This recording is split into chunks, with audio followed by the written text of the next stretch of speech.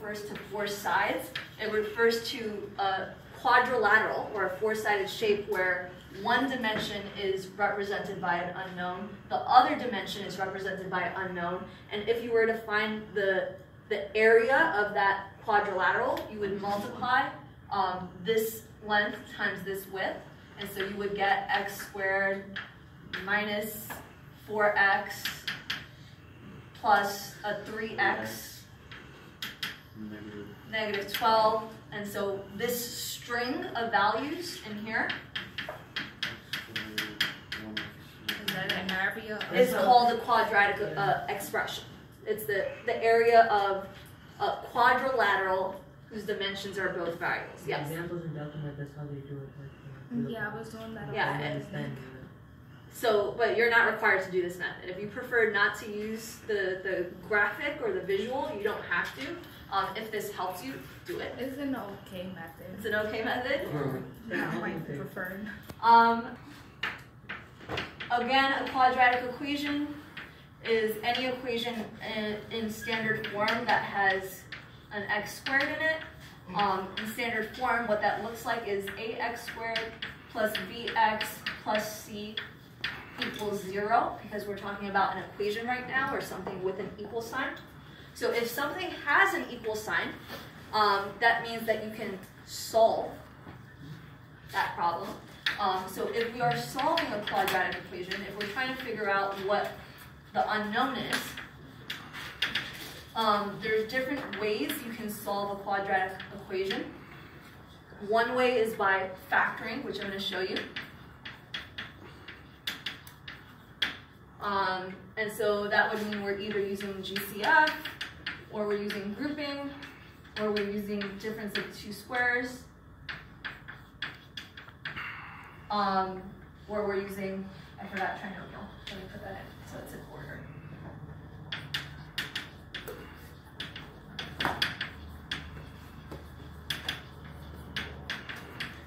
So this is all factoring methods that you could use to solve a quadratic equation. Another way we could solve a quadratic equation is what Leah has just said, by using the quadratic formula. Don't do that one though.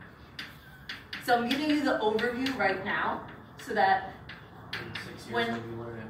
yeah, well, if you know what the big picture looks like, it's easier to make connections between topics. So I'm giving you the overview right now.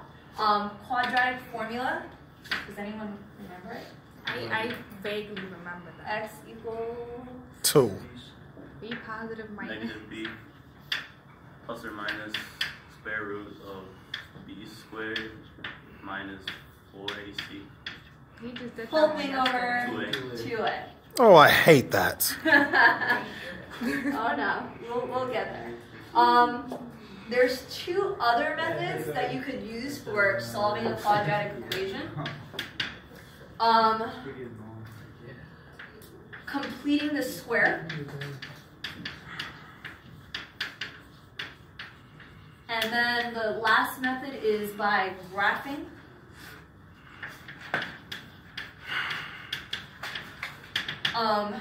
So graphically, you should know what solutions look like. For example, I think I already did the formula that I got. if we're solving x squared plus 5x plus 6 equals 0, what that really means is that on a graph, you would graph the parallel equation, y equals x squared plus 5x plus 6. And then once you graph this equation, wherever the graph hits the x-axis, those would be the x values or the solutions to this equation. Quick question. Yes. So from number 1 to 4, we can just use any one that we find that's much more easier for us to do quadratic equations, correct? Okay, ready? So these two methods are not actually covered in this class. These are in Math 1275. Thank God. God. We just said it at the same reason I'm time. mentioning them is because you should be aware that there are more than just the two ways to solve a quadratic equation. And you should also be aware that if you are comfortable solving these two ways, you could use one of these methods to kind of check your work if you want to, even if the question doesn't say solve graphically, but you're more comfortable doing that, then it's something I can show you, even though it's not required for this course. You can show it though, because I don't want to go to the next The one. graph hits the x-axis. Those are the x values that would make this equation equal 0. Or those are the solutions. So a synonym for solution is roots when we talk about quadratic equations. So that's the overview. Also, I'm putting a star next to number 2 and 3. Because? Because these methods will work for any type of quadratic equation.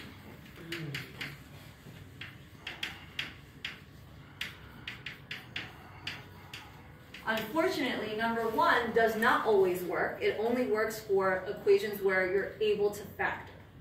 Not all equations can be factored.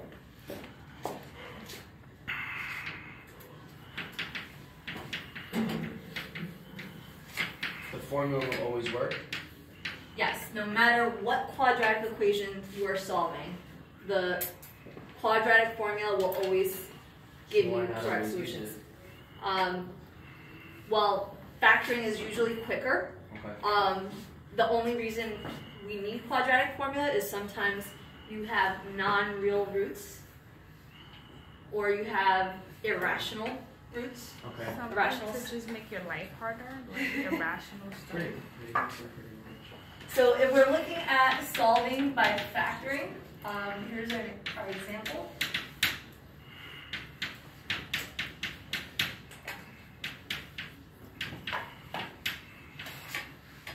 If we're asked to solve this equation, how do we know it's quadratic? The x squared. It has x squared. It's quadratic because it has x squared. If we're solving by factoring, we need to make sure first that it's in standard form. So it needs to be rewritten in the form ax squared plus bx plus c equals 0. Please don't simply move numbers over without actually solving. I noticed that some of you did that on the exam last week, where you're just putting the numbers where you feel they should go and tagging on it equals 0 at the end of it or it equals y. You have to actually solve. So here's our equal sign. If we want to get this in standard form, where one side equals 0, what do we have to do to get one side equal to 0? Plus 5. Plus the 5 on both sides. So I am going to avoid us from ever saying move the -5 ever again in this class, because for some reason there was some misconception that moving means to just move it over and not actually do anything to it. We're not moving it, we're adding it to both sides, because if we want a 0 on this side of the equal sign, then we need to undo this sign or this operation. And what we do to one side to keep the equation balanced, because by definition, an equal sign means both sides have to stay the same. So if we add 5 to both sides, that's great. That'll turn -5 plus 5 into 0, which is what we want. On the left-hand side, we have x squared minus 11x plus 24. If you prefer, you could have gotten the left-hand side equal to 0. That would have been a lot of work, because then you would have to minus x squared on both sides, add 11x on both sides, and minus 19 on both sides. That would be a lot of extra steps. Sometimes the extra steps are fine though, because our goal is to always keep x squared a positive leading coefficient. Because if it's negative, you're going to have to factor out a negative. Okay? So now we need to figure out if x squared minus 11x plus 24 equals 0, how can we rewrite this expression? What do I mean by rewrite it? Factor. Factor it. So how can we rewrite this as multiplication? What type of factoring can we That use? would be AC. No, it's trinomial. It's a trinomial, and the leading coefficient of x squared is just 1. So we could use AC method, we could use grouping, but really, as long as we find two numbers that multiply to 24 and add to get -11, we're done. So, Nicholas, go ahead. You got it? X minus 3 and x minus 8 And so we can always double check. -3 times -8 will multiply to give us positive 24. When we add -3 plus -8, it adds to give us -11, so these are correct. I will always pick up points if you forget to put an equal sign in the middle of solving an equation. Right? It is impossible to solve an equation and then suddenly there's no equal sign anymore. That doesn't make sense. We have to bring down the equal sign in every single line. This is still an equation where this expression equals 0 and this expression still equals 0, except we've rewritten it as multiplication for a reason. The reason we are rewriting this as multiplication is if two numbers multiply to equal 0, what must be true about those numbers? What kind of numbers multiply to give you 0? One of those numbers has to be 0. That's called the zero product property of multiplication. So the zero product property, or it's called the zero property of multiplication, says if two numbers are joined by multiplication and it's equal to 0, then one of those numbers must be a 0 itself. So we're going to set up two equations for each of those scenarios. Either the x minus 3 equals 0, or the x minus 8 equals 0.